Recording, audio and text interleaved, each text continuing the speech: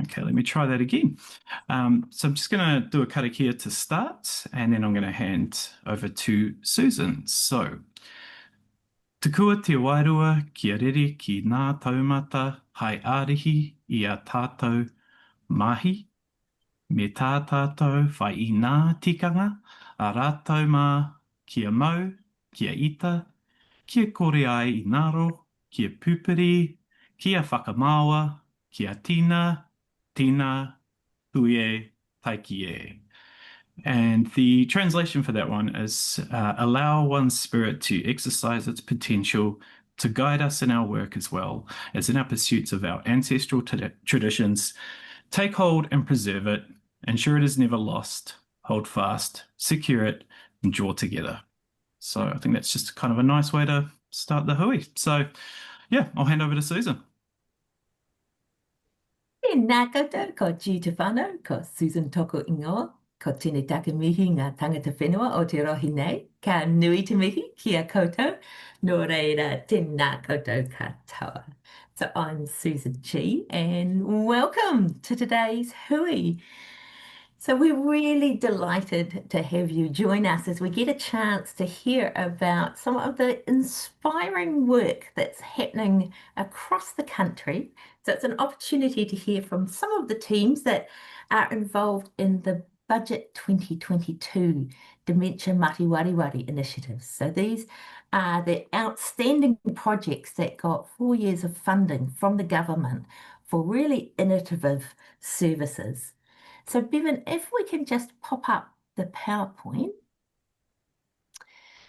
So across the services that you'll be hearing this morning, we've got work that is helping to support people living with dementia mati wareware and their families, to help to connect them to the right support at the right time, and opportunities to be engaged with other people living with dementia mati wareware and meaningful therapeutic activities, which also provide a really vital break for whānau at the same time. So these are really projects that are making the goals of the Dementia Mati Wareware Action Plan real.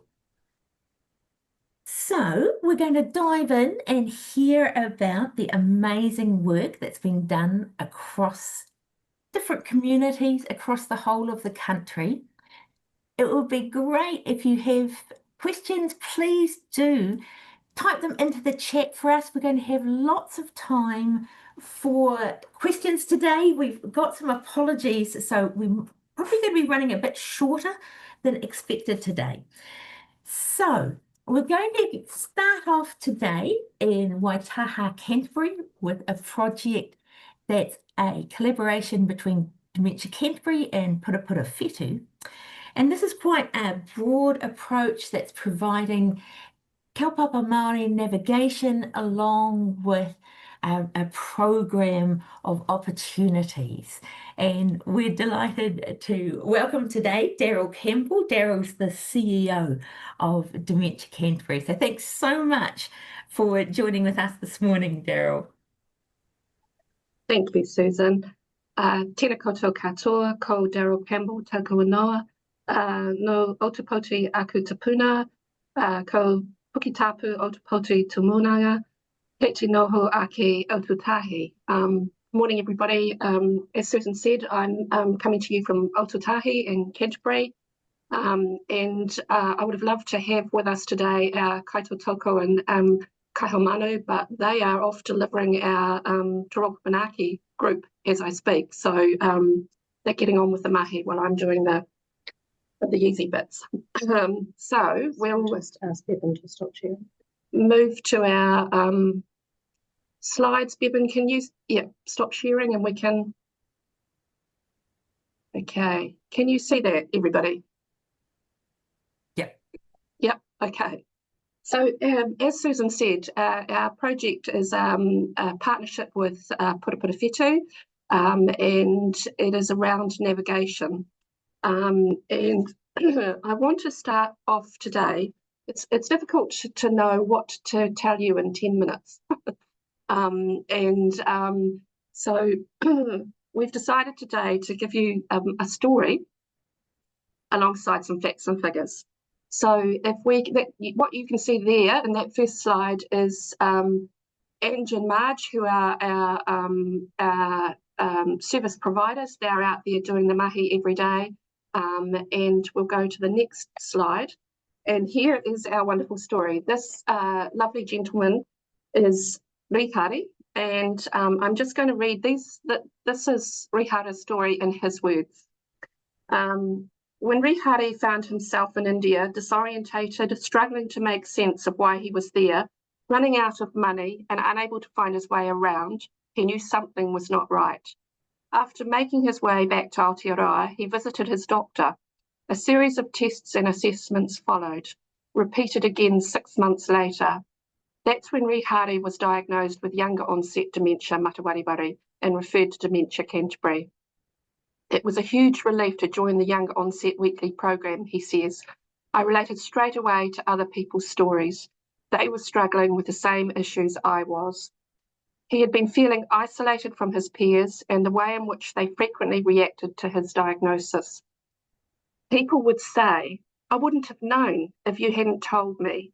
You look perfectly normal. My response was always, I am normal. Being around others who understand the day-to-day realities like frequent forgetfulness make a big difference. It makes you feel you're all right, he explains, and it helps you brush off the little things that don't matter so much. Alongside the weekly Younger Onset program, Rihari also started attending the Younger Onset Cafe and enjoyed the opportunity to socialise. When the Matawariwari pilot began, Rihari was invited to attend Te Raupa Manaki, a whānau-centric group grounded in kaupapa Māori. He says this experience took things to another level. It felt like coming home. Although he didn't grow up speaking te reo, his parents were fluent, but their generation were actively discouraged from using it. Rihari was raised in a Māori cultural environment. Returning to that familiar space, he says, was healing. This is a beautiful line. He says, it was like a painkiller for living with Matawariwari.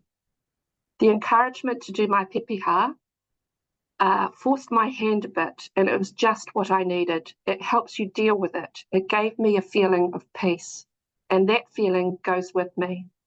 That feeling has also carried into his relationships with his mokopuna, with whom he now feels more at ease. Rihari also joined the Māori Cognitive Stimulation Program, which the group renamed the Kumara Patch. There's a deep understanding in the group of each other, of what it means to be Māori, of what's going on for us. It takes us back to our roots, he says. We can open up to each other with Māori humour, which we all get. When we talk about what's going on for us, it's always told in a story. It goes back to our roots and helps us reconnect with them. He reflects on his upbringing. Growing up on the pa, everybody must have their say. We are all there for tangi, for whanui, for speeches and hui. It has reminded me that we are always Māori, that there is a spiritual realm and that our tupuna, our ancestors, will always help guide us back. It's a very beautiful story, and we're very lucky that Rihari was able to and willing to share that with us. We'll just go to the next slide.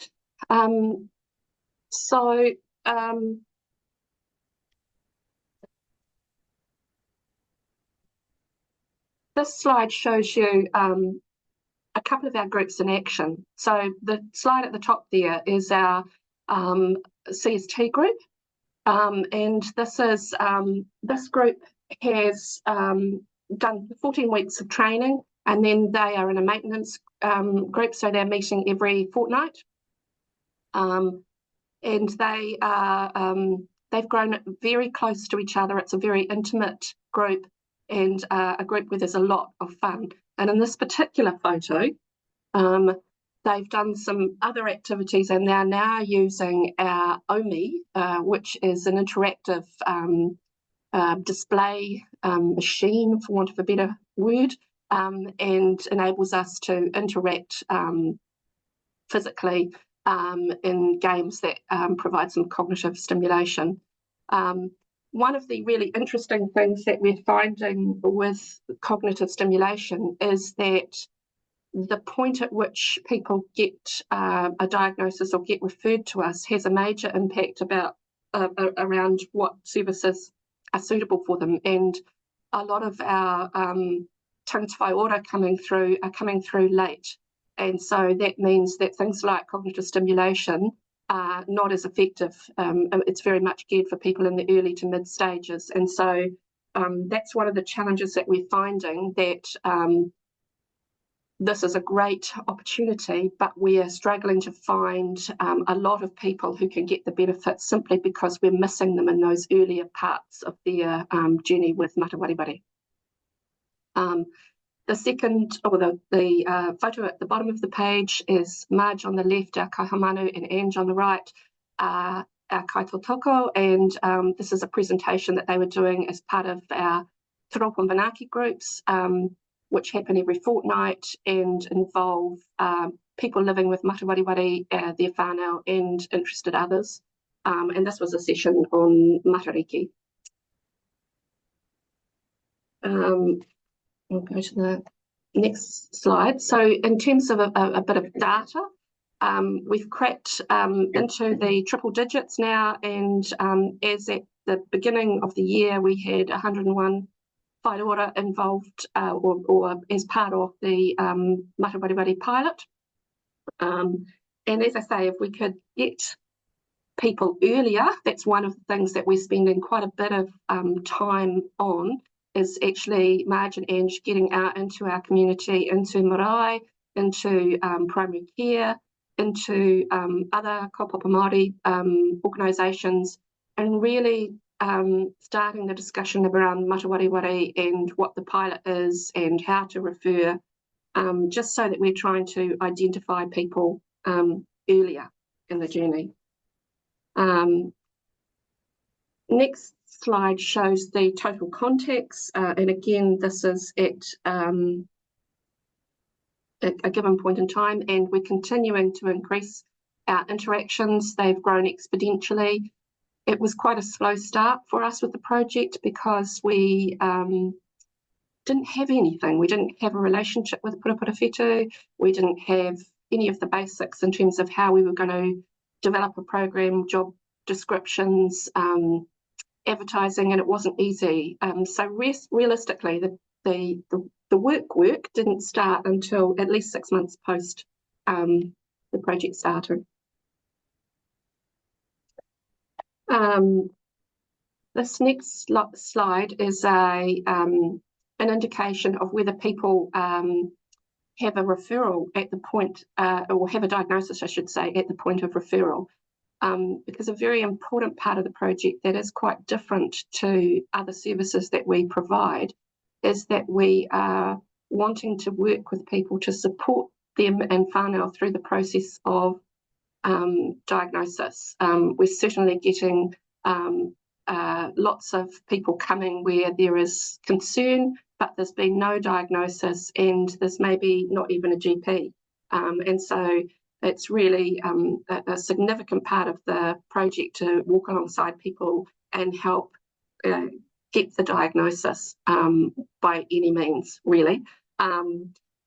Long term, we would love to foster some relationships with Māori GPs and to be able to consider having GP clinics so that, you know, maybe one day a fortnight there was a GP that was located here or at Pura, and people could access that service.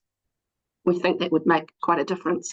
The slide on the right, we capture as part of the process at the point of referral where we assess clients are at in terms of dementia, early, mid or late. And so you can see from that slide that quite a few of the tangata whai ora coming through are already in the late stage of dementia. And that big black category, or dark blue, whatever it is, are people that actually we didn't even say they were early, mid or late. They were often at the point of perhaps going into care, or they had such a rough journey that they were not open to engaging And so those are really quite significant factors, because they're areas where we think that we can do some meaningful work if we can get into primary care in particular. And here is Margin Ange with some colleagues in primary care, where they've been to do a presentation about the pilot and about Matawareware. We're moving more and more into thinking about how we engage in the community and that referral pathway and the importance of that as part of this pilot work. We started off with one Te Raupo Manaaki group, and we're now doing that group fortnightly. We do one of the groups here on site, and we do another one in a collaboration we have with an organisation called Te Oroho, who are fabulous to partner with, and that's part of the mahi of the project, I guess, is to find those places where we can deliver in the community and foster further relationships. And our next venture is that we're starting a Matawareware cafe, and that is in a commercial cafe in the community, but it's a Māori cafe. So we're looking forward to that as a place where people who maybe don't feel comfortable coming to groups, have never been group orientated, could just put their toe in the door and get a feel for being in a place where Matawareware doesn't even get mentioned, but people connect over a coffee and kai. So maybe when we next update you, we'll be in a position to tell you a bit more about how we're going with that. And that's me for the day. Thank you. Thank you so much, Daryl. So please do feel free to type in questions for Daryl. We've got people saying thank you. So Daryl, one of the things that I thought you might like to share with us a little more is around the work of Ange and Marge, and that what it means to have that kind of kaupapa Māori outreach, if you like. I think one of the things that really works is that they go to where people are at. So they are going into the community, they're seeing people in their home environments, they're seeing people with whānau, and they're getting an opportunity to see how the service can meet the need of where that whānau, where that person is at. They do that. I mean, we have the luxury in this project, we don't have it in day-to-day services of 2 people going out, but that works really, really well. So a lot of the relationship building goes on in those early parts of navigation, you know, visiting at home, perhaps being able to help with some navigation to whatever is really important to that whānau at that time, and then identifying what the services are that are part of the pilot that are a fit, but equally it's navigation to other services as well. And so we are certainly identifying people that maybe don't want the services of the pilot, but part of the pilot is to help them navigate to other services. And that's an important capture too, I think. So I think that's part of the uniqueness, really, that there is quite a concentration on seeing people where they are, where they live, how they are, and where they feel they want to go. And I think, you know, listening to you talking today, and I've had the privilege of hearing Ange speak before, that it's also at their pace, isn't it? It's a very special approach with people who, you know, maybe quite unfamiliar with the things that might be on offered. And it's not, you know, to rush in and provide a list and say, you know, choose the things you want. There's a lot of relationship building going on, isn't there? Very much so. And it's that whole taking away often what is in services where resources are scarce, that, you know, you've got one opportunity and you're going in and you're trying to tell them about everything that there is, and that doesn't work. It won't work. And so this is about, actually having the time to go and just meet initially and then go back and establish rapport and continue to engage and to allow people time and to work at their pace, and to let them decide what they want from the menu, so to speak, not for us to decide what we think they need. So that is working really well, and being able to attend GP appointments, other medical appointments, and be advocates is also working really well. And again, in our day-to-day services, that's not something that our staff generally have. It's not built into our ability to provide, really, even vaguely. But it's an awesome part of this project because it gets people across that line, and it really helps primary care make a diagnosis if that's what's needed and if that's what's, and helps with that follow through, not just going to one appointment. How do you go back and how do you come back after you've got more information?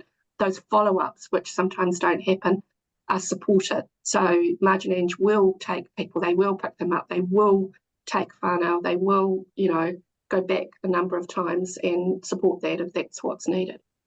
Oh, it wouldn't be.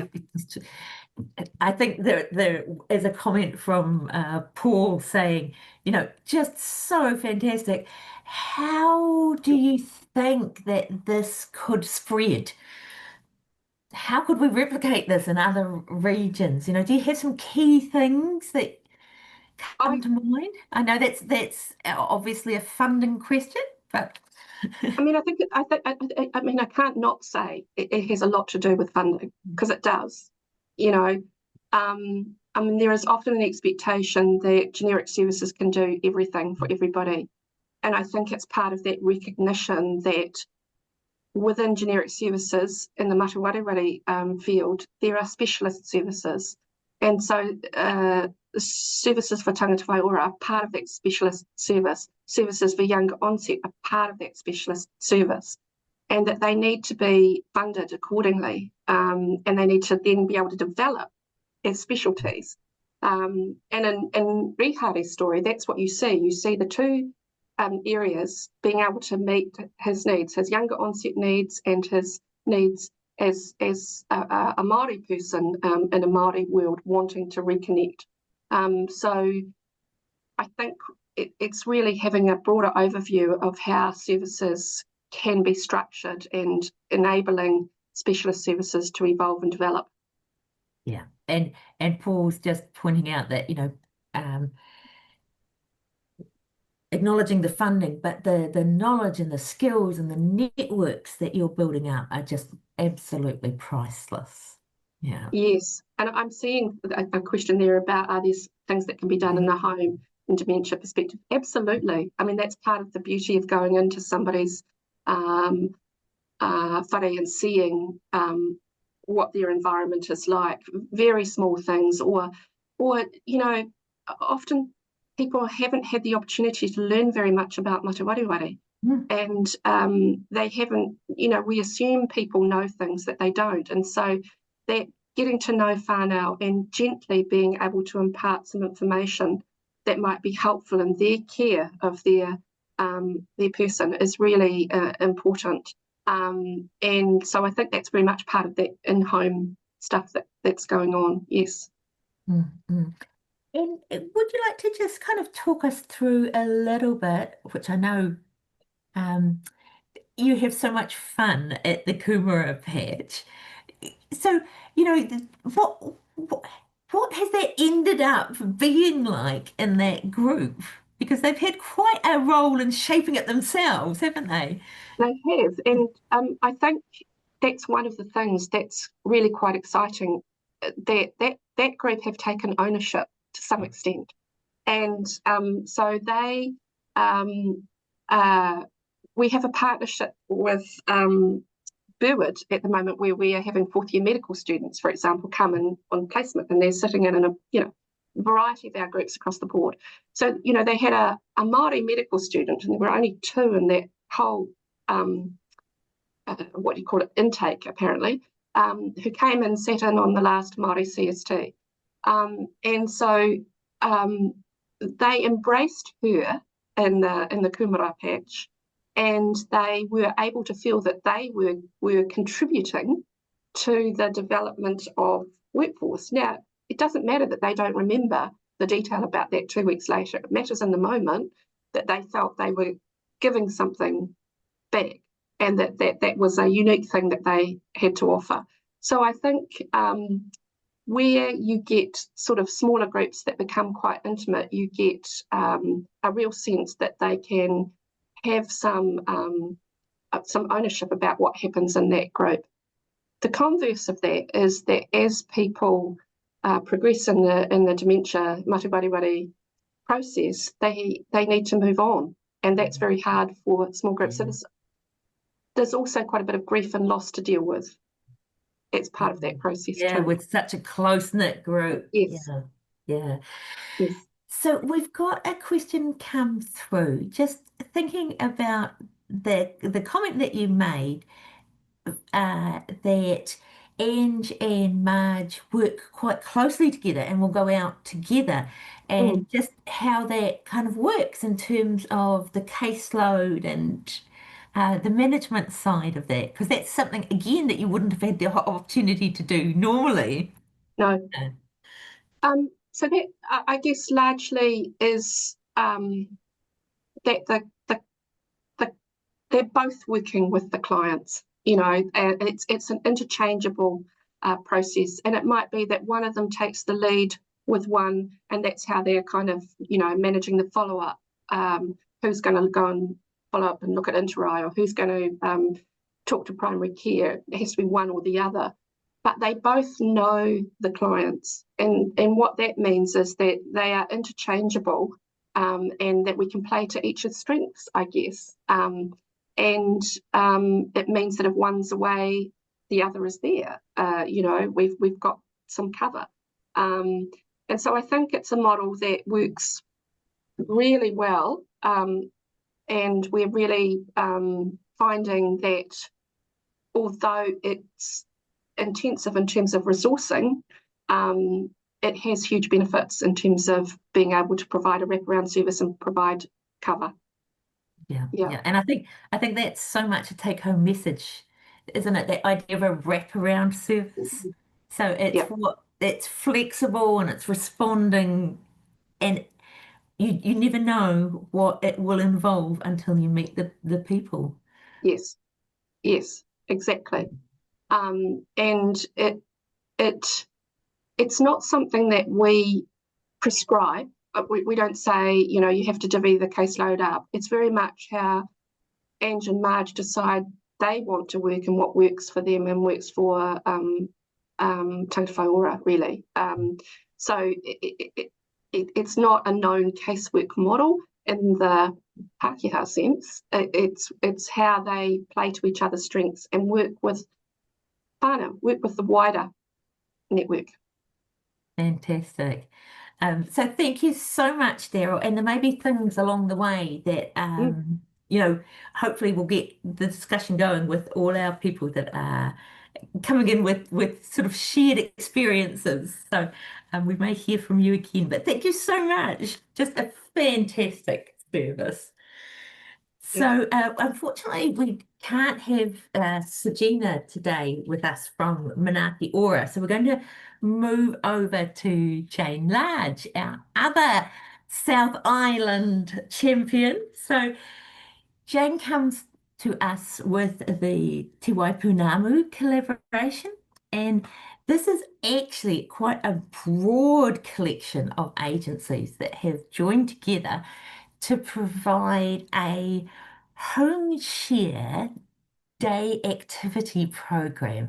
So the idea being that this is a very small group, it's very flexible, so that in the smaller areas, you can have a small group of people who may be hosted by a volunteer in their own homes. So quite an innovative approach, and they have managed to spread this across Te Waipunamu, the South Island, and we're welcoming today Jane Large, who is the project manager for the Te Waipunanu collaboration. Thank you so much, Jane.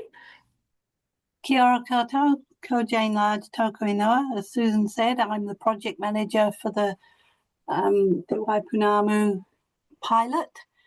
And today I'd like to look at it. There was a little bit, some of what Susan said is fully accurate and some of it I'll update you on. But we will look at what is this, what have we done in the pilot? Is it fun and does it make a difference? I'd like to say all of our sites have a collaboration in our partnership with an Alzheimer's team or a dementia team, and so we collaborate with Dementia Canterbury, and a lot of what Daryl spoke about that Rihahi experienced is what we're finding. We're not the post-diagnosis, we are a respite group. So let's have a look at what we found. Bevan, next slide, thanks.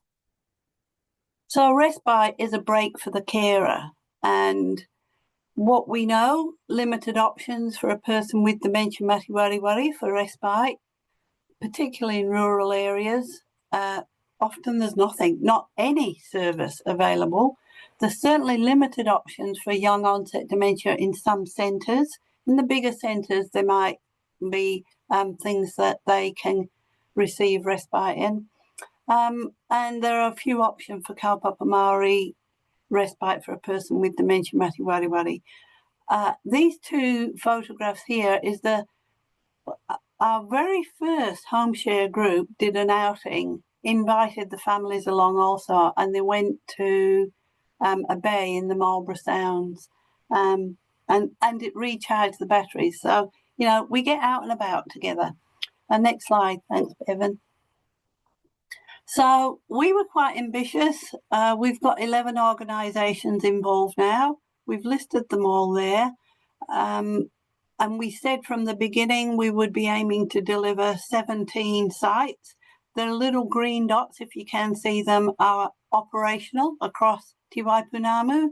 And the pink dots are 2 extras that because we were slow to start, we've got a little bit of money that we've held over and we're now using it. So our extras will be a second young onset dementia home share group in Motueka. I mean, we call it home share, but they might not be based in a home. And also an extra kaupapa Māori in Blenheim with a collaboration with Ngāti Rārua. Next slide, thanks, Bevan. So this is what we planned when we had our discussions, is that we wanted to provide respite that was stimulating for those who attended and fun. That was important to us, to provide cognitive stimulation, support some physical activity, encourage socialisation, foster friendships, and the people who attend have enjoyment. And that was important to us because we wanted those who come to enjoy it so that their whānau will feel good about them attending. Next slide, thanks, Bevan. So Dementia Mati Wari Home Share, it's small groups of 4 to 6 people. They meet, there is a host and a volunteer for each group and a coordinator supporting them. So the host is funded. It's not a volunteer run service, but there is a volunteer who participates too and has fun. And all of those have education from our ALS-DEMS teams. It's 7 2-hour packages. So we meet we call it home-like environments. It might be a private home, but we're finding 50% of the time it's in another venue. They meet from around about, sometimes earlier than 10, but 10 until 3, and that includes the travel, because these are rural locations, so the travel might be reasonable. They get a chance to get to know each other. They plan together to do fun things, and we aim for an outing at least once a month. And the photographs here is from a community centre in Havelock. Havelock's the top of the South Island, and it's 45 minutes from any main base. It's a very villagey small place. They definitely wanted, they knew in their community they needed this. They got behind it, said, please use our community centre. So for us, if we're not using a home, it's important we have access to a kitchen, a toilet, a dining table where you can sit and eat meals or, do activities, comfortable seating if you want a rest, and an outdoor area with a secure fence. And these photos were taken before we established. We've been running 18 months from here, and the community is right behind it. The local school does a visit once a month, and the kids read to the with the participants, and we use the school bus. They've made that available to go on outings. And but anyway, the fence, we got a secure fence. The local, I think Lions or Rotary put up a secure fence before we even opened. And local fishermen drop off fish for meals, and fruit, veg, eggs, all of those things. Next slide, thanks, Bevan.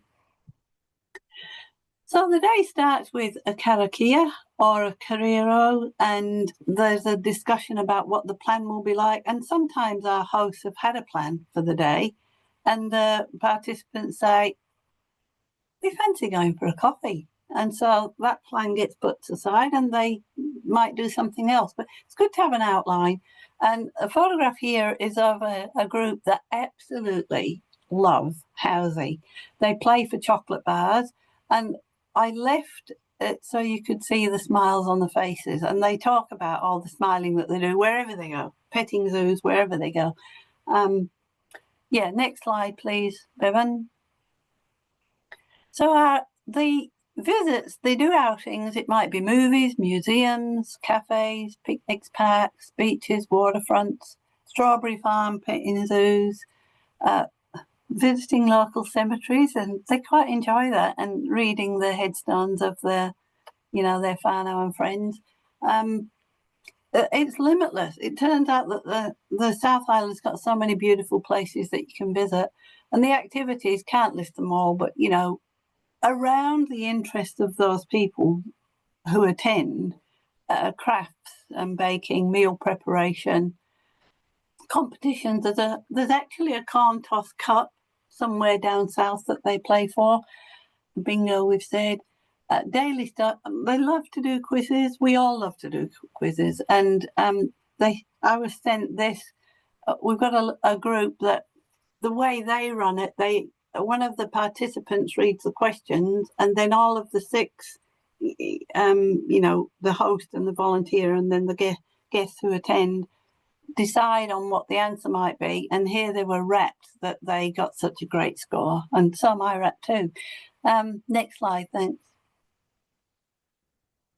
But lots of reminiscing goes on in formal ways and informal ways, using photographs. Our Kaupapa Māori group does a lot of reflection on the treaty, reading old newspapers, but they also do things, the calendar events, like it might be Easter, and just discussions around how did you celebrate Easter, in your childhood, and there'll be discussions around the group. So next slide. Challenges, we've had many, but the benefit of so many organisations is that we find solutions together. Starting up any service in small rural locations is very difficult because often there's no other services. So as well as us having to find a venue and a host and volunteers, we also then need to find the guests to attend. They're not known. Our NAS service, they're fabulous, and it's a great, we need it, but they only usually do assessments for people who are looking to access a service. If there's no services in the community, there's no need to have an needs assessment. Most of our Manuhiri guests have got no diagnosis, and together we worked out a process for how we can support them to working with our ALS DEMS teams who are, do this every day, support people to get a diagnosis.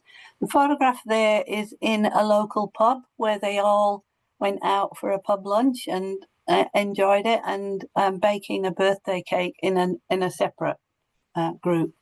Next slide, thanks, Bevan. So success is, for us, a person with dementia, Mati Wari Wari, having fun is a success. And we've got that happening in 17 locations and 2 more that we're about to start up. They're broadly some similar groups, but locally unique. On the left there is an extract from, we do an annual survey for our Manuhiri guests and whānau, and in that we ask the whānau, is the home share important to you? And you can see the result there. And for us, you know, it's a respite service. We want to support the carer, and to have 100% saying it is working for them is great. And, you know, these are another couple of shots. It's a short walk, actually, from the home share to the plum tree, and they were out picking plums. And then there's another group there having a picnic in the middle of the South Island, actually. Next slide, thanks. Where am I going? So what have we learned? We've learned lots, that participating in small groups, like Daryl said, we're learning it can be therapeutic. Participants have fun, they express their personalities, it highlights a person's strengths, and it fosters bonding. They do actually get to grieve in the group, and then they support each other. So if there's tears, there's somebody there, and it allows the person to come to terms with where they're at the time. There's been a noticeable decrease in loneliness, and they gain confidence together. We've had people attending who haven't been out for a year or two because they live with family who are too busy on a weekend with teenagers involved in sport, and they get to start visiting places that they're familiar with and revisiting new places. Next slide, thanks, Bevan. We're proud of heaps of things, but our most recent development is He Puka Puka Roemi. It's our alongside the education that's provided by our ALS DEMS teams, we've got this manual that all of us work together on. So a small group actually moved it forward, but including our whānau and our Manuhiri guests, all of our hosts. So it's all the practical gold nugget type things in those headings, and we're getting feedback. We've only just finished it, it's been circulated, and the feedback is it's absolutely amazing and really great for new hosts to feel confident to, you know, run a day successfully. So yeah, we're happy with this. Next slide, thank you. I'll just run you through these photos, and then we'll finish and look at questions. So top left, we've got groups that like to do outdoor games, and top right is, look at the beautiful scenery. Oh my goodness, on our way to Tekapo. At the bottom right, we've got a group that it's in a small community. They don't even have a warehouse. So for them, going on a visit one day to the warehouse, some people bought tops. We do, some of our groups go to op shops too, and they do some purchases. Might be, you know, what do they want to do? And if that's what they want to do, that's what we support them to do. This chap here loves sport, and he got himself involved in watching sport on the televisions at warehouse. And the bottom left, so in our rural communities, our dairies and delis get on board and produce little boxes of picnic food for when we do outings. And I'd like to say I'd love to join their outings when picnic food looks like that. That's all from, there's heaps more things to tell, but I've gone way over. Any questions? We have got some questions and comments, Jane. It's such a very, very cool project. So Paul has a couple of comments, but he says, just how much he loved the way that the community have come on board and that you're so integrated, because that's what you really wanted, wasn't it? To We be want, local, and the school bus and the fishermen dropping off. And it must also, really help the sustainability Paul's pointing out of the respite services to have that kind of support. well, yeah, definitely. In the very, very smallest community, if the community didn't get around it wouldn't survive. So it's a vulnerable model, but it's a flexible model. So what we've found, we can, once you're experienced and get going, it takes ages for people to get the head of. Sounds simple. Oh, you just need a venue and you need a host and you need a volunteer. Sounds simple, but once you've got some experience, we could set these up anywhere. They will fit in your community, everyone. These are, and so we've got our kaupapa Māori specific and all the things that Hari spoke in his story are coming through from our kaupapa Māori ones. It's beautiful to see and hear. Yeah. And again, from Paul, talking about the things that, it's such a widespread, with your 17, two more to come, and some of the things that help with setting up and sustaining these. And you have been very careful about your coordinator model. And I wonder if you just want to sort of talk through a little bit about how these groups are supported by, the coordinators and the local dementia organisations. Right. So of those 11 organisations, in every locality across the island, we have an Alzheimer's team or a dementia team. Alzheimer's, we call them the ALSDEMs. And then there is another organisation involved, and they're like home care. Some of our model's a bit of a mixed model in a way, in that some of our Alzheimer's teams have said, I think we could just give this a go alone. And they've done that. So Alzheimer's Otago run 4 different sites. Alzheimer's Marlborough, who were the first one, when shouldn't we try this? They run it. So in Marlborough, they run their own. Both Marlborough and Otago also collaborate with another organisation to provide the education. So all the education is provided through our ALSDEMS teams.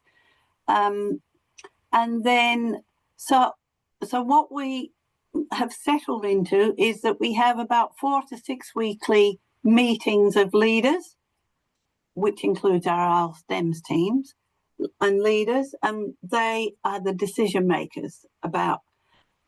And then we have 4 weekly meetings with coordinators, because we feel like that a host and volunteer needs support. They're out in a rural area, phone call contact only for somebody maybe an hour away. They need to be able to feel like they can say, get here fast. All of them get a cell phone. Actually, in Havelock, there's no cell phone coverage. So it's really, relying on the community, and the community does wrap around them. But as well as that, twice a year, our hosts who are this whole thing, yes, you need structure, but our hosts are just those people who have got the X factor. They've just got something in their heart that is glowing.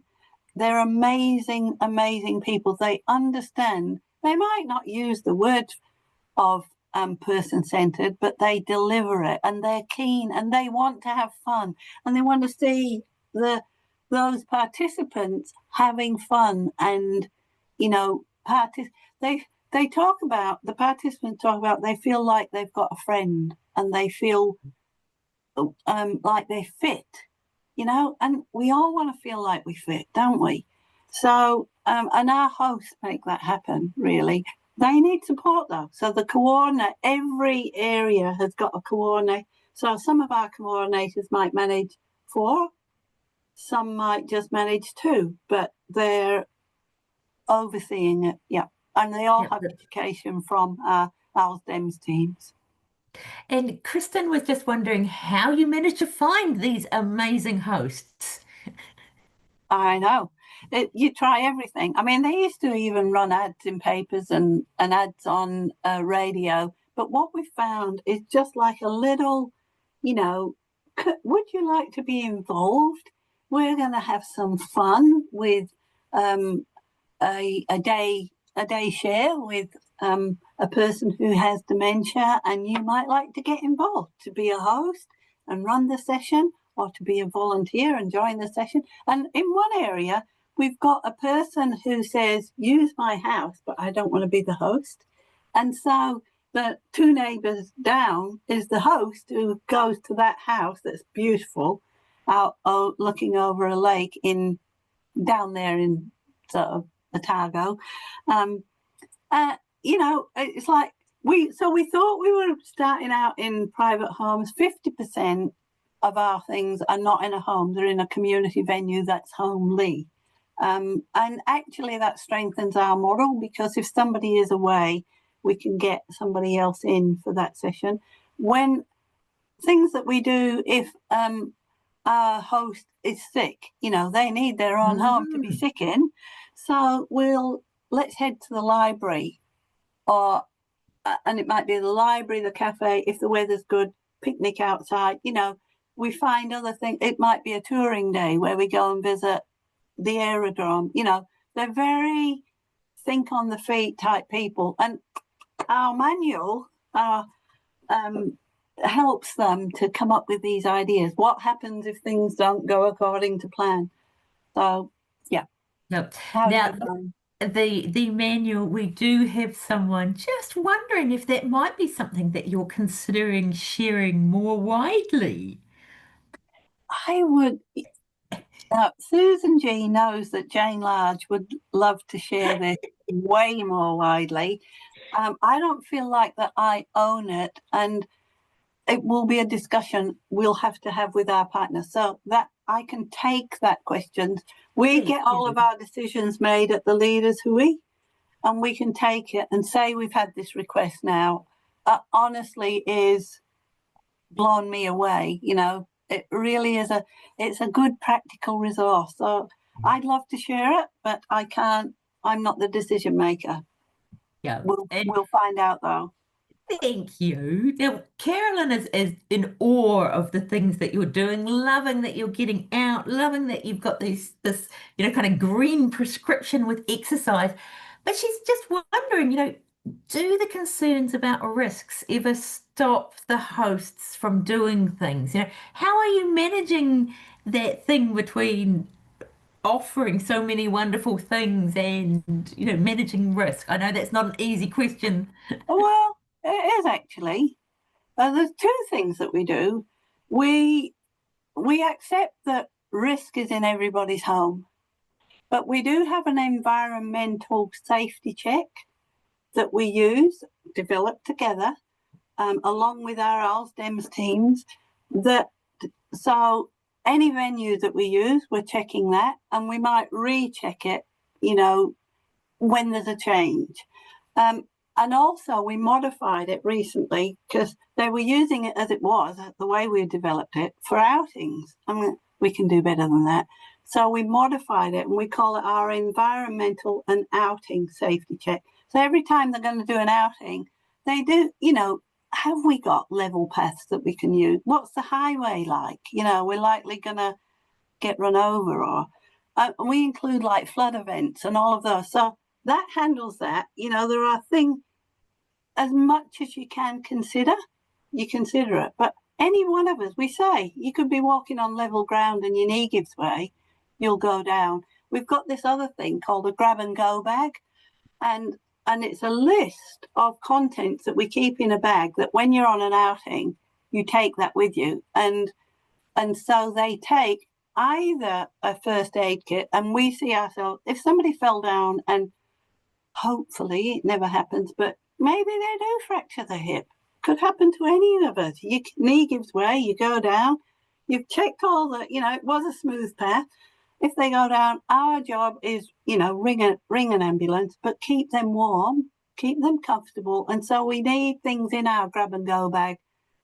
We've got like a foil blanket and dressing pads, you know. So we plan for everything going well, but we've got sort of backup things for if something should go untoward. So far, we've only had one incident, and it was an incident of delirium in the travel. We did an investigation. We learned some things together, and delirium education went into our manual. Thank you, Susan. I love that. And we've just got a comment really from Kristen, who's just saying that, we talk about respite for the carer, but, Kristen's listening to these amazing days that people have. And she's saying, it's kind of like respite for the person with dementia. They get out from their homes, they get this totally different but very familiar day. And like we've had people about 25%. So we keep figures too. In 10 minutes, I didn't think I'd put it, but we keep figures. About 25% of our whānau said that they noticed an improvement in language skills for those who attended. We had one wife who wrote to us on in the last 6 months. We had 22 people leave across the island, 22 leave, 22 new.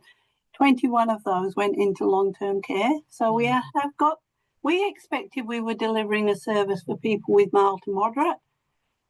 And as long as we can meet their needs, they can stay in our service.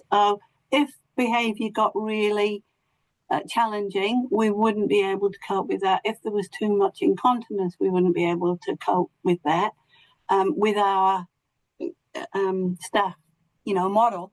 But so we had a wife of a person with young onset dementia who wrote to us afterwards, and their husband had lost a lot of his speech and still came, but he did have to leave to go into care. But she said for the whole time that he attended, he just smiled a lot more. And it just, why wouldn't respite be therapeutic? Why? And that's what we found we can do. That. A lot of our hosts and volunteers have had CST training from Kathy Perry.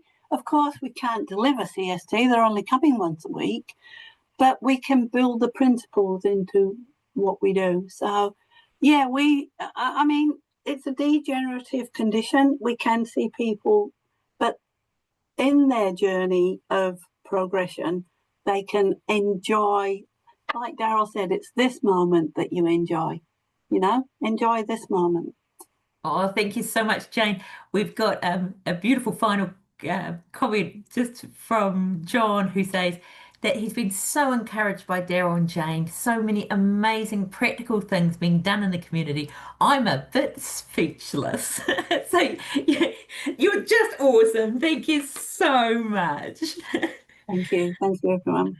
And we're going to turn to the Hawke's Bay now with Dementia Hawke's Bay and the Kahungunu executive in Wairoa. And they are offering a Kaupapa Māori Active Day program. And I know that they will have been doing a whole lot of nodding when they were listening to you, Jane. So joining us today, we have Tracy Lanigan, who is the CEO of Dementia Hawke's Bay, and also Diane James from the Kahungunu Executive. So welcome to both of you, Tracy and Diane.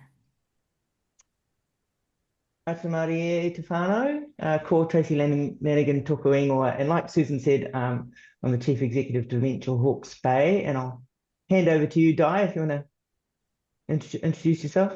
Morena koutou, ko Diane Jane tōku ingoa. And I am the health team coordinator at Kahungunu Executive, and together with Tracy, we run our program here in Wairoa. So am I going first, Trace, or? Yeah, well, I can give a quick update. So just to let everyone know, you're going to spend the next 10 minutes staring at me and Di instead of a PowerPoint because we haven't got one. So we're just going to talk with what we've been doing. I thought what I'd do is just give you a quick update. Excuse me. And according to Susan G, I have what's called the Christchurch cough, even though I'm based in Hawke's Bay. Yes, so we run Active Brain Kaupapa Māori service in Wairoa, and this year we did open up for 2 days. We were doing a Thursday every week, and now we're doing a Thursday and a Friday, and we're running it from 9 till 3. On Thursday, we've got 9 kaumātua with Mate Wareware attending, and we have 2 who are waiting to come in. And on Friday, we've got 10 kaumātua with Mate Wareware and also 2 waiting to come in. And across those 2 days, 8 kaumātua are the same. So 8 kaumātua are coming for 2 days as well to get that respite. And like Jane was saying, and maybe Kristen, it was Kristen's comment around the respite, it's not just for the whānau, but it is actually also for the person with Mate Wareware, because I've heard them say that, like one chap was saying to me, he loves going there because he doesn't get told off for asking the same question and getting sent to his room. So even just that, just getting a break from the whānau as well from their perspective. Excuse me. So Di and her team, they provide 1 program facilitator each day, and also provide a 0.5 person to help out with kitchen and meals and a meal support kind of role. And then Dementia Hawke's Bay provides a program facilitator on a Thursday and a Friday. And at the beginning of this year, we've also moved venues, and we've moved into Age Concern Wairoa building, which is on the Marine Parade. Is that what it's called? Di, Marine Parade, eh? Yeah. In Wairoa. So we've moved into there and occupying a room out the back to run the Active Brain program from. And we'll talk a little bit more about that as well as we move in through the project. So that's just to give you a snapshot of where we're at between our last time we chatted with you and to where we are now. So I will hand over to you now, Di. I can totally agree with Daryl and Jane, is it? I think that I've just spoken previously around, going into homes and all that kind of stuff. Because, we provide a facilitator, but to the day, but the connection they have with whānau certainly helps with encouragement, especially with our Māori whānau, and getting them across the line, and the acceptance of where they're at with their dementia wareware, or where they don't think they're at, and having those conversations with their whānau, and encouraging them to talk to the Dementia Hawke's Bay team, with Sue Mary when she comes up for her monthly whānau support group, and to ask any questions, because like we've all said, we have specialist people who know how to have those hard conversations, and Sue Mary supports that here. And she works alongside our RM team and the wider health team at KE to support our whānau that are attending these programs. And like those 2 ladies before us, we have some amazing success stories. And our plan for the next 2 weeks, because I only thought about it yesterday, is to record some of our whānau and their carers. But I think, and what they've found of value, both for their whānau member and for themselves, and how they think the program is going for them. And it's really, really cool listening to the others and the similarities that we all are finding by having these respite programs, not just for our clients, but their carers. And I totally agree that they come alive at these programs. We've heard of musicians probably well before my birthday, all sorts of things. But I think they've all benefited my team of girls that work down with this program have certainly they've benefited. They absolutely love it. They love doing what they're doing, and at times feel they can't do enough. So, yeah, those are some of our stories that I'll talk about. Tracy can have a go. Oh, thanks, Di. I'll have a go. I'll have a stab at it. Some of the successes too is that, Di, were you saying yesterday when we were catching up too, is Kahununu Executive run like what's called a KE day or a Kahununu Executive Day, where like over 100 kaumātua come. It's a phenomenal day. And Di was saying because of the program where all the kaumātua are coming, they're developing really deep and meaningful friendships and connections, and they're really looking out for each other. So when it gets to KE Day with over 100 people coming, they're actually jumping on a table and blocking that off for their mates and their friends to come along. And so with all their tables, and they're actually noticing if they're not coming. So that Hey, Di, you talked a bit about that. Yeah, and like the ladies before us, you know, we've seen that progression into rest home care. And also the same thing, you know, we're not finding them at mild stage. We're usually finding them either at the top of the cliff as well. And typical of rural communities again, you know, just I'm not sure whether it's undetected, but certainly not diagnosed in any shape or form. But I think as a community, we are certainly, we've certainly got whānau coming forward now to inquire, and that's where it all starts. And for some whānau, that's scary. And I think when Di and I were talking, it's taken this 2 years of consistency that we're always there. So even though Di was mentioning Sue Mary, so because, and this is what I've said all the time, because we're sending up a car once a week, we were, it's going to change now, but then we're putting Sue Mary in there, and she's our registered nurse community liaison navigation part of our team, and she's going out and spending time with whānau. And so because she's there now every single month, and we're going to be sending up an arts therapist as well from the team on that.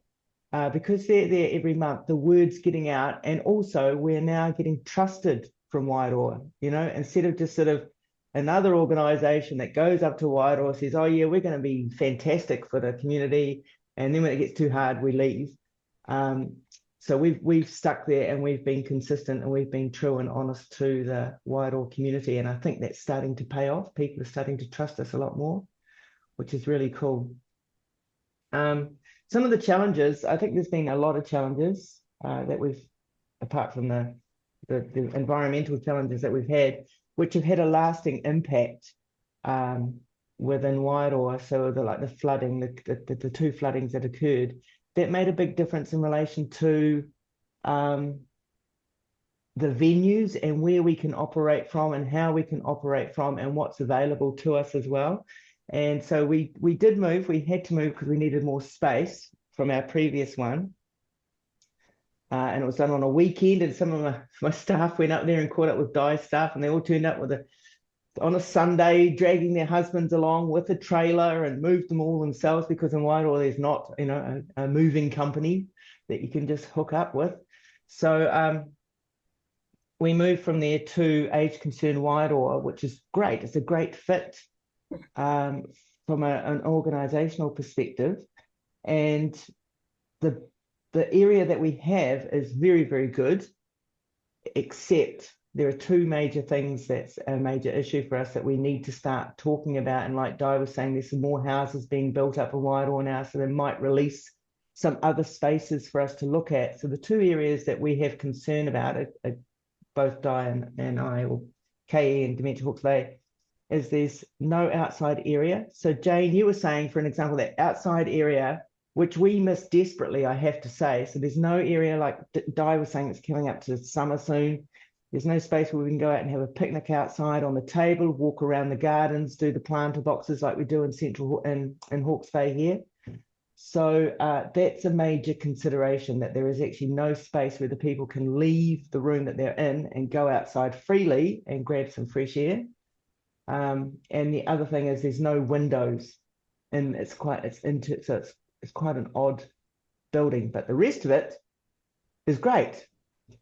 So we're not sold on it as a permanent fixture, and it's something that KE and ourselves will keep looking around Wairoa when and if we can find somewhere. So that's been quite a challenge, I have to say, to find something ideal, and we found something okay, but not ideal, especially with summer coming up. The other challenge has been, like Di was saying, the winter illnesses with staffing. It's really, when it slams the staff, it slams the whānau, and it's really hard to keep the staffing going.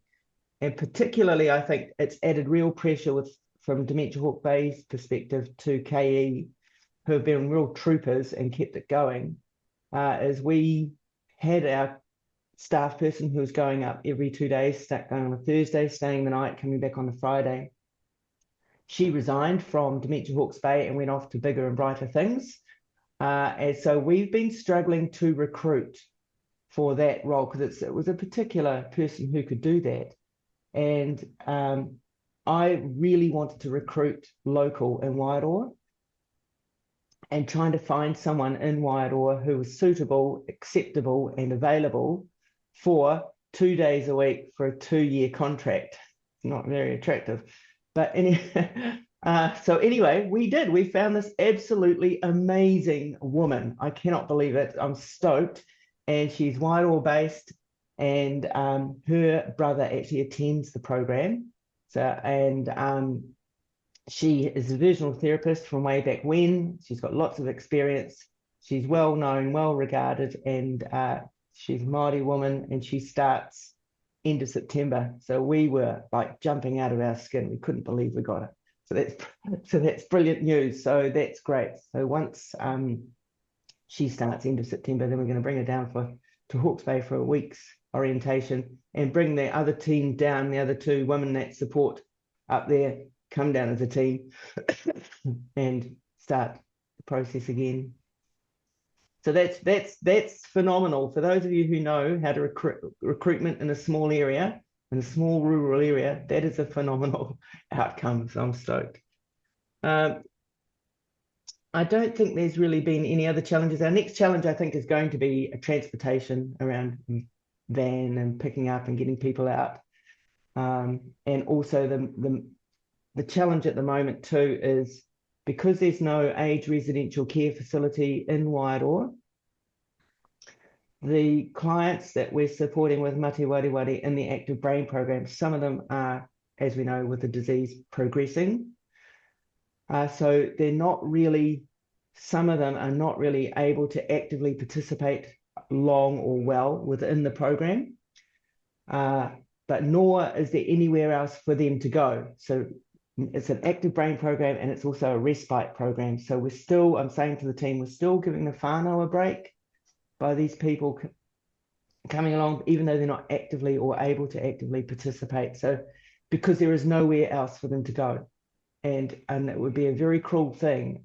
And I think there'd be an uproar from some of their friends who attend the program if we said they can no longer attend and must stay home, and we can't have that, because we can't have family, then they can't work, then the stress. Meanwhile, it's okay for these people to come along, and they are whānau within the group that attend, and they are their friends, and they want to look after them and support them. So it's quite a different feel when there's nowhere else for the people to move and transition to within their community. Their next step is actually to leave Wairoa, which is absolutely tragic. And I know I bang on about this every time we meet, but I still think it's absolutely tragic. So that's a big challenge as well for our staff, because we're having to upskill them a little bit, like you said, Jane, with the delirium. We're actually having to train our staff more in relation to the progressive disease of Mate Wareware than we do normally within Dementia Hawke's Bay, because of the ability to transition. So that's a bigger challenge as well. Do you want to add anything, Di? No, all I want to say is there's not even any whisper of a retirement home or similar to come into our community. So it's really quite hard because you've just got whānau over the line, potentially to allow their whānau member or to trust you enough to allow a whānau member to come to a program to give them a break. And then as they deteriorate, you're having to think about that hard conversation of what next. So getting them to get their heads around and potentially agree to looking at full-time care it's a really, really hard conversation, especially when these people have lived in our community pretty much their whole life. They just don't want it to happen. So it has happened, and unfortunately so they go into full-time care either in Gisborne or Hawke's Bay as a first option. But then, of course, you've got to wait for a vacancy. So that's another hurdle for a lot of whānau, especially if they need special care within those facilities. So it's filling that gap, and I think our programs fill that gap as much as we can, like Jane and Daryl have said before. Yeah, if you've got amazing staff, which we all have by the sounds of things, that they make it happen and they make it work. Yeah, kia ora, Di. Well, kia ora. There's such a lot of similarities, aren't there? And Yeah. we've got a comment coming in from Antoinette who is saying that, you know, the rural areas in Otago, they're facing that same issue where you're set up for one thing, but you are the respite that is available. Yeah. So it's something that, you know, the responsibility in a rural area where you are everything. Yeah. And, you know, obviously you're doing an amazing job about doing over and above. You know, that when I hear you saying about, you know, you're counseling Yeah. families about what the next options are, you're supporting people through diagnosis, you know, a whole lot of things over and above providing, you know, the activities of a day. Yeah, because I mean, we all know that we can't silo people off. We can't just say, "Oh, look, come along, trust us. We'll absolutely want to be involved in your life. Thank you for letting us come in there, but look, we're not going to touch on this, this, and this, and this, even though they're super important to you and having major impact on your life. We're not going to touch that. We can't do this with humans, you know." Yeah. Just amazing. And I think that, you know, again, across, I think all our speakers have said this thing of people who are graduating from really being able to participate in, you know, what's set up and what are our next steps for people who are finding some of the group activities, you know, they're moving to being more on a one-on-one, and how we, you know, what is next? What can we offer for people who are moving from our usual activity programs as we have people staying in the community? Yeah, well, and like Jane was saying, going out on those outings and so forth, and I was saying to the team in Wareware, well, on that Thursday, and because we haven't got an outdoor space that we feel comfortable with, we could just go on an outing. But the people we're supporting mainly on Thursday, their mobility is not that flash, and we probably will compromise them more so than ever. So that's become more because their dementia has progressed, you know. Yeah. And just to put it in context for people, Wairoa is about, what, an hour and a half from you in the Hawke's Bay? And from Gisborne, how long away are we talking? Probably an hour and a quarter. Yeah. I mean, sometimes your trip to the bay, but it just depends on road, really, how many stops you have between A and B. How many trucks are on the road? Yeah. And they're about to pull a bridge out on the weekend, so let's see what difference Oh, that good makes. day. Yeah. So shifting an hour and a half away, that's just so huge, isn't it? Oh, Yeah. it is, and it's not an easy drive either. It's not like you just get on your nice little 5-lane highway and off you go. You know, it's like go around the corner and mind the goat. So Yeah, yeah, and we've got a comment in from Paul Singh saying, we should edit these presentations and take them to the politicians. yeah, Yeah, absolutely. It would be great if they came along. these are stories that should be heard. And I think it was Jane that said, it's all very well for them to say, just find a premise, find a place and find this and that, and they're going to fall from the sky. But it's not that easy. Even if your community supported and they want you to have a building, how do you find a building when there's nothing available? Yeah. And it's got to be to a certain standard. You've got to have good access. You've got to have good bathrooms. Kitchen. For the client base that you're trying to provide a service for. Yeah. It's not as easy as having a rangatahi group as such, maybe. No, definitely not easy. Or a group who don't have needs. Yeah. Have you found, like Jane was saying, that you are getting in the support from the community and from other organisations? We've just got a question coming in from Samuel. Yeah, we certainly do, and I mean, luckily enough, like our organisation do cover a lot of services, so we have the ability to implement some wraparound services or who to go to for those wraparound services for whānau.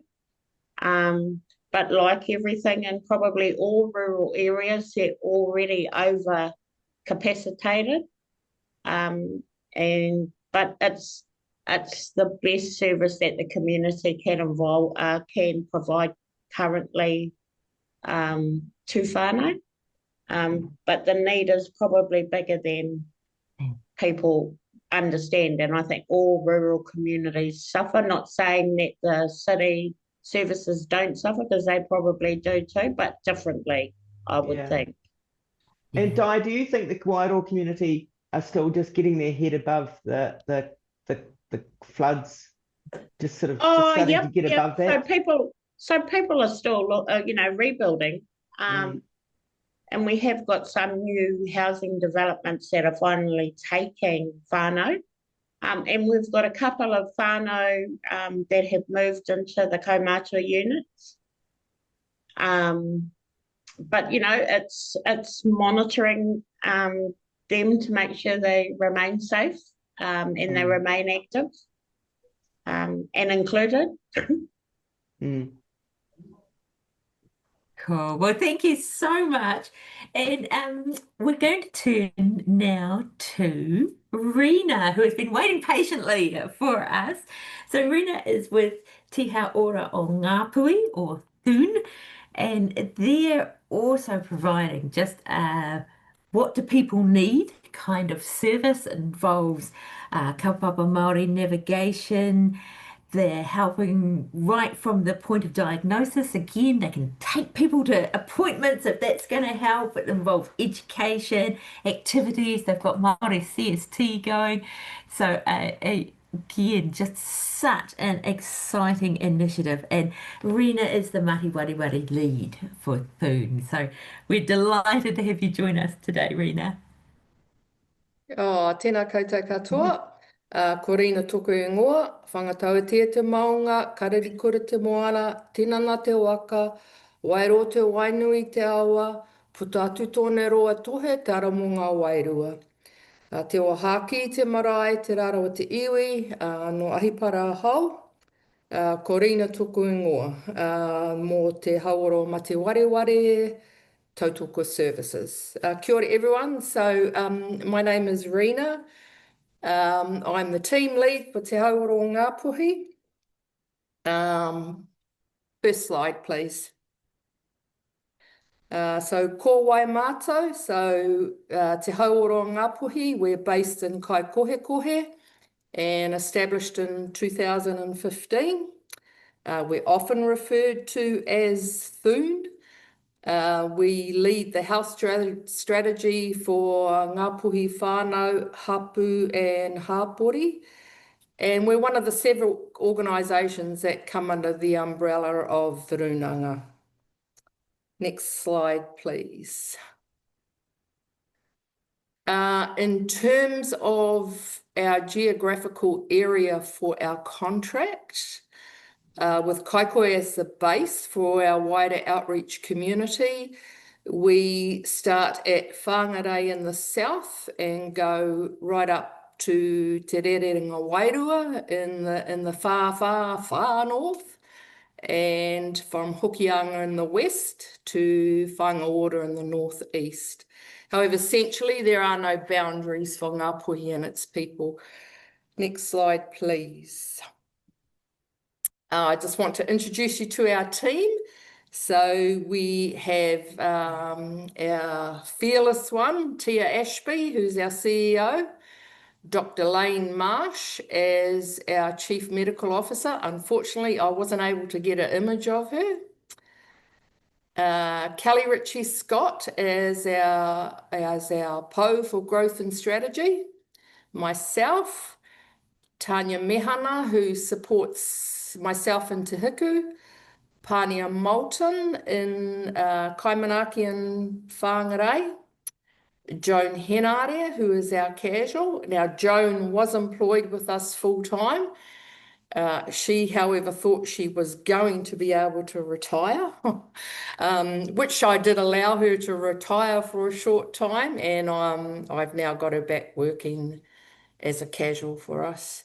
And we have Faith Tuheke in the mid-north. Together, between the team, we have approximately 55 years of lived experience dealing in mate wareware. So it's a significant, between us all, we've come across all sorts of situations and dealt with lots of behavioural issues. Next slide, please. Thank you. So our model of care is Te Whare Tapo Whā, and I'm sure you're all familiar with this. And in order for us to thrive, we need to have a strong, all sides of the house need to be strong. Next slide, please. So some of the programs that we have run over the time is Haumana Whakaoho Whakaro Māori, which is the CST or cognitive stimulation, which you're all very aware has been adapted by Dr. Makarena Dudley to be seen through a Te Ao Māori lens. We've successfully run this program 10 times. We launched the 11th program the other day, and tomorrow we start another program up in Te Kau. So if you can go back to, if you remember the geographical area, so we roll Te Kau out of Kaitaia. So just to get to Te Kau is about an hour and a half to an hour 45. So it's an all-day event to get up there, set up, run the program, and pack down and then come home. So one of the things that we've tried to do is to roll the program out in rural or remote areas. And typically it ends up being a day thing that we do because it takes so long to get there.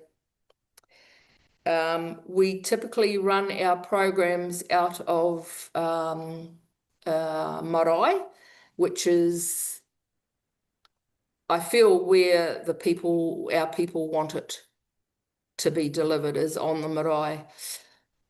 We've run Manawatia Pākeke in Kaikohe, which is a program for both carers and tangata mata wareware. So we come together as one. And then we do whakawhanaungatanga, karakia, waiata, split the group, and we take carers to one side where they can have their time to talk to other carers.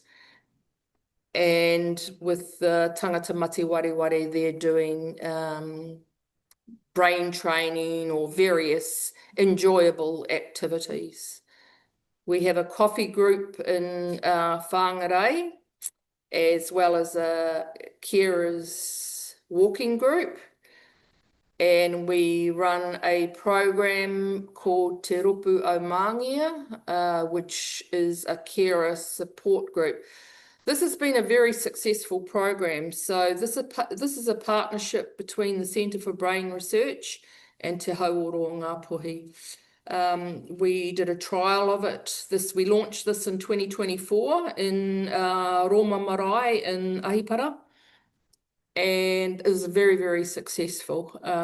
We had a master's student with us who collected data, and the data was presented in Hawaii at the Indigenous Researchers Conference. So that was a really successful program. We've since rolled that program Te Rupu o Māngia out in Omanaya, which is a very rural community in the mid-north. Next slide, please. I just wanted to talk about some of the infrastructural challenges that we face, because I do think, like all of you so far, you're all faced with the same situation where the infrastructure in a lot of the rural areas is not set up. Particularly power and internet. I mean, it's all one thing to be able to call someone, and you can do that as long as they have power and as long as they have internet or telephone lines. Roading is an issue for us.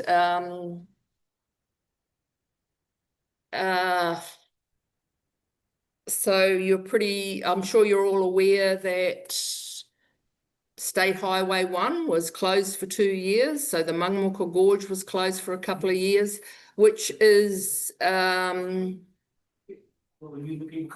main road into the far north. We also have a housing crisis up here. We unfortunately have a lot of kuia kaumātua living in caravans, tents and cars. So it's really hard to get support for them. It's really hard to get a house for them. And to implement or put some changes into their lives, they need a warm, safe place to sleep or to live. It's also very difficult to, with some of the health services, there's an extreme lack of doctors. Often in A&E, we have virtual doctors.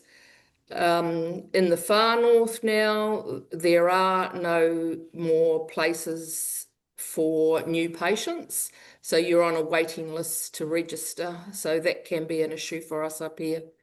Next slide, please. So I've just included a few images here. State Highway 1 was closed for a couple of years, the Mangamuka Gorge, and I'm sure you're all aware of this type of thing. Trees across roads, it's a very common thing. People living in caravans, slips on the road. And this bottom image here is Taurua Point at Ahipara. So to get around to the community that lives around the corner here of this bay, you have to have a 4-wheel drive and you need to wait for low tide to get round to the community. And this is not isolated. There are several communities in Tai Tokorau that are exactly the same. You need to go across the beach, you need to wait for low tide, and you need to have a 4-wheel drive. Next slide, please. So some of the program challenges that we've faced is there are no means of transport or there's limited transport. Certainly up north in Kaitaia and Kaikohe, a lot of people don't have a vehicle to get to a program, or their carers are still working. And in the places of like Whangarei, there's a fear of people getting lost, or tangata mate wareware being lost. I think transport is one of our biggest issues, getting people to programs. Often the carer, if they're wanting to come to a support program, they don't have anyone to sit with their person while they go out. In the CST programs, there may be behavioural issues on the day, and there's also apathy creeping in there as well, where they've got no motivation to go anywhere. And it can also be that at a program they wander off. So we need to keep an eye on them. And if someone is wandering, we just can't have them in the program, essentially. As I said, we run most of our programs on a marae, and that comes with its challenges as well. Rightly so, if there is a tangi or a tūpapaku arriving, we need to vacate. And even if we have a backup venue organised, typically if there is a tangi, then all the kuia kaumata or anyone with mate wareware is going to go along and be on the marae and support for that tangi as well.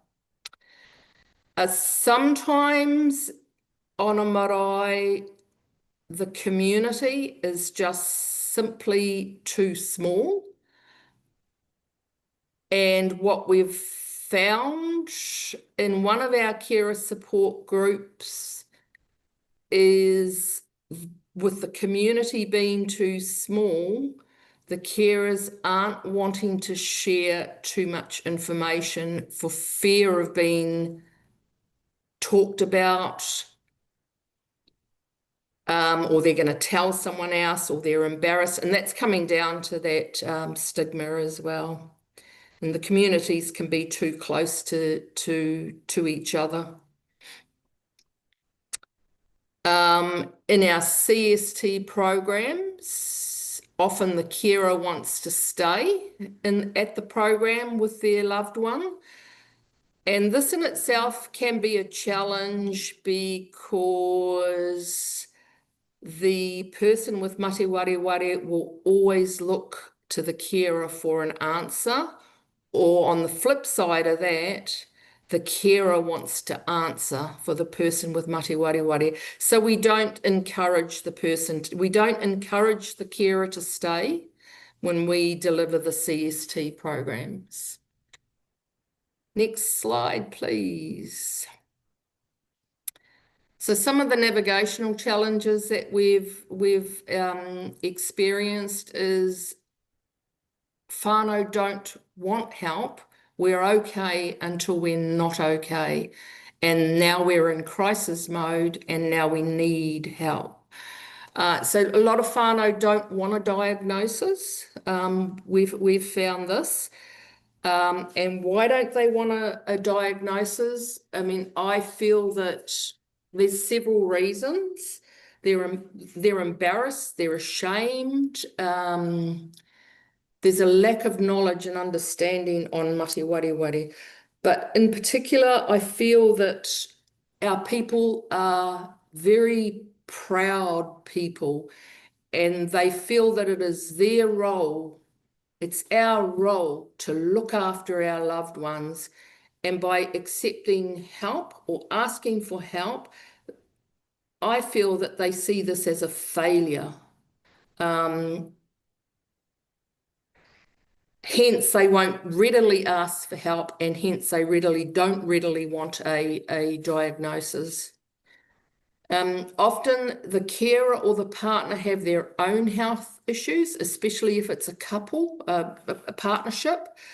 I looked after my mum for a number of years, and prior to that, my dad did. My dad looked after mum, and they were a fabulous unit together. Mum had mate ware, but was physically fit, and dad was sharp as a button, bright as a button, but he had his own physical issues. But together they operated really, really well as a unit.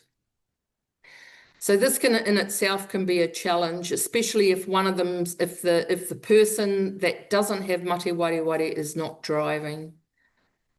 There can be long delays in accessing basic services and specialist services, particularly in the rural or remote areas. There are no basic services. And as I said before, there's inappropriate living conditions. We've had people living in tents, cow sheds, and emergency caravans and emergency accommodation, which in emergency accommodation, if they need support to get into a shower, the facilities aren't going to put anything into an emergency accommodation.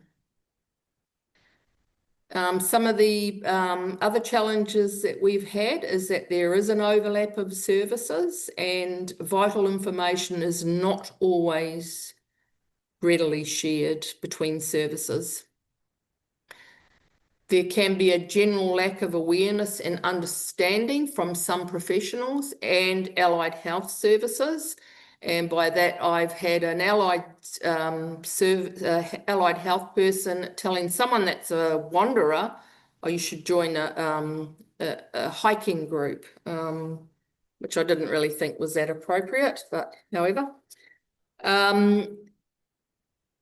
Doctors aren't always wanting to diagnose, and sometimes they're diagnosing too quickly.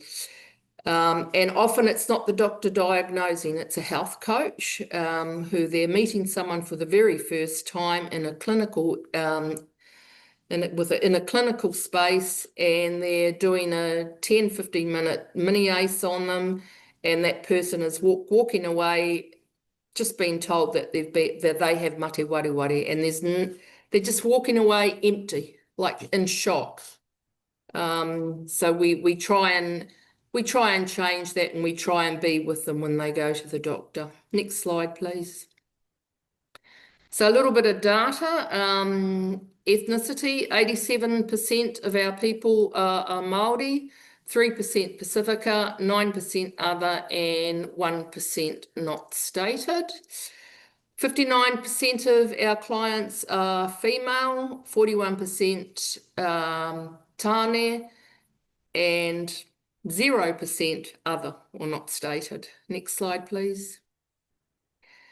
89% are over 65 and 11% under 65.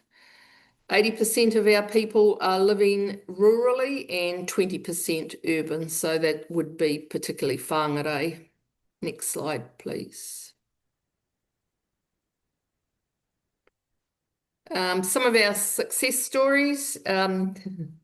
We've had participants of Hau Manu Whakaoho follow us around to 3 different rohe so they can repeat the program.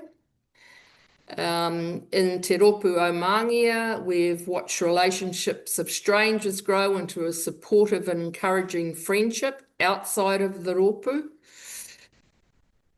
And with our day programs, it's to see the relief of the carer when they drop off their loved ones in the morning, knowing that they've got a few hours to themselves.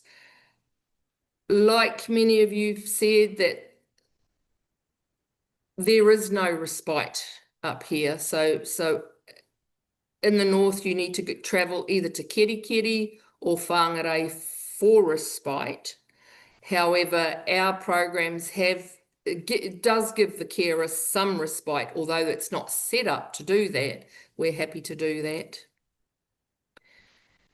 So successfully supporting and encouraging carers through various service to apply to the family courts for triple PRs. So we encourage our people to get EPOAs. A lot of our people don't want to get an EPOA. They don't see any necessity for it. And by the time they need it for respite in a care facility, their person may not have the legal capacity to make that EPOA. So I'm sure that it's the same everywhere, but essentially in the north, you cannot get respite in a residential care setting without an EPOA. So then they need to apply to the courts, to the family courts for a triple PR. And this is quite a process. It's quite a lengthy process, and it's quite costly as well. So we had initially been led to believe that only a solicitor can put in a triple PR on your behalf. However, we've since found that this is actually not the case, and there are services to support people doing that, and all there is an admin fee. So they support the person to do the triple PR, help them fill out the paperwork and put the application into the courts. So this was really a really interesting exercise to watch that roll out, or watch that play out, especially after believing that only a solicitor can do that. So next slide, please.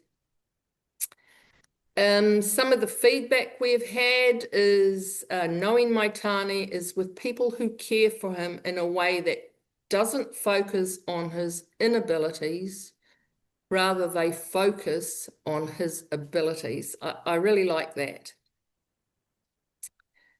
The positivity that this kaupapa adds to the life of carers such as myself is priceless. Modi order. I am grateful for these support group meetings. They have been a wealth of information, support, comfort, company, conversations and knowledge. I look forward to each one, and I feel comfortable amongst those who attend. This is an integral service for our community. I learnt information that I otherwise would not have known, such as detailed direction to be an EPOA. It is great for others like myself to meet other people who have provided the same carer support. And Thun Kaimahi have gone above and beyond with integrity and knowledge and provided a safe space for this program to flourish. Ngā mihi atu. Next slide. Oh, that's it. Thank you. Oh, thank you, Rena. I think that comment about going above and beyond might just about sum you folks up. Amazing and really, really challenging conditions up there. So we have a comment that has come in from Paul about how, that idea that dementia mati wari is everybody's business. It's not just a health issue. And how great it is to see the kind of cooperation, and really interested in that collaboration that you had with the researchers from the right. Yeah. Would you just tell us a little bit about that? I know it's only one little thing in there, but it sounds really intriguing. Yeah. No, that was good. So the girl did it, the research on creating a model for carer support, a Māori model of support. So cool. And you're repeating it now, did you say? Yes. Yeah. So that's ongoing. The one in Kaitaia is ongoing. So the Omanaya one, I think the community was just too small. So we did about 6 months there and let it go because we just didn't get the attendance we needed to keep it going. And again, like some of our the other programs that we've been hearing about, again, those issues coming out of people who they're progressing down their journey with dementia matiwari, and they might be, you know, wanting, like you were saying, about people who wander, who are, you know, not comfortable anymore, sitting quite, you know, in a steady sitting for a length of time, and that thing about, you know, not having the next thing for people who are going to need more support. That's a hard thing, isn't it? It is a hard thing. So like everyone has commented before, we don't actually get our people until they're round about moderate. So, and I think there's that thing where whilst they're mild, they're okay. And it's not until we're in crisis mode that we're looking for support and we're looking for help. We get people in moderate stages and they want to come into CST, and we do allow them to, but we put them into different groups. So we try and keep those that are mild together. If they're a little bit more advanced, we have them in a moderate to advanced group, but we'll have less people. And those that are above or a bit further down the journey than moderate, they often comment, or their carers often comment, they seem to enjoy it more when the groups are smaller. That's really interesting. Yeah, Yeah. yeah. Yeah. And I think that's something that Jane, I can see her nodding in the background there, because they ended up going for 4 to 6 as being, you know, the size of group. So you've got a bit more flexibility in those smaller Yeah. groups, haven't you? Yeah. Yeah, I did think I did one more slide on what we'd learned. One of the, I must have started it and not finished it. Well, obviously, I did. But one of the things that we did learn is it is kind of pointless having structured 15-week programs such as CST over winter. And when I think about that, I don't want to get out of bed and do anything before 10 o'clock. Why would someone with mate wareware want to get out of bed and be down at the marae by 10 o'clock? So we put a hold on our CST programs over winter, and using the maramataka as a guide, we did wānanga over winter, which worked really well for us. It worked well for the team, and it worked well for me because I actually had a knee replacement just before winter. So it gave me time to recuperate and rehabilitate as well. So yeah, I wouldn't. Last year we held CST programs over winter, and they were quite poorly attended. So this winter we just thought, no CST programs over winter. So we're quite busy rolling them out at the moment, or starting them up at the moment. And that means that we've got to get them started. This is our last week to start them, so that we can finish them by the 1st or 2nd week of December. Yeah. Got them neatly packaged in the time available. Yeah. Yeah. Oh, Yeah. look, Rena, thank you so much. It's just epic. All of the teams, just kia ora to you all. Just absolutely amazing work, and we're so proud to have you join us and be able to share. Uh, the Some of the folks who are here at the meeting will have been here 2 years ago when, you know, we heard the first starting out, and to hear just, you know, how much and how many people have benefited from this work, often when there would have been nothing previously. And so just huge thank you to you all. So just one little thing is that there has been some messages in the chat about how cool libraries are. We fully can't believe that. And Daryl Campbell from Dementia Canterbury, they've for a number of years programs that have a couple of different programs that run in collaboration with libraries, has just said if anybody would like to reach out and talk with them about, any advice or help with that, please do so. And just a little final message about from Carolyn saying what an inspirational session and that you give me hope. So to all of you who have shared with us today, you are inspirational and you've given us hope. So thank you so much. And I'm just going to hand over to Bevan, who will close for us. Yeah, I'm just gonna back up what you say, Susan. That was it's been an incredible hui today. So just a karakia to close. Kia tau te manaakitanga ki runga ki tēnā o tātou, kia piki te ora, kia piki te maramatanga, kia hoki pai atu, kia hoki pai mā, tūturu whakamāua, kia tīna, haume, hui e, taiki e. And the translation of that one, I think it's a really lovely way to close out, is settle the care and protection upon each of us. May the health and understanding grow. Return well to others and ourselves. Hold fast to your authenticity. Be firm, join together, gather together, bind as one. So, thank you very much for attending, everyone, and see you next time.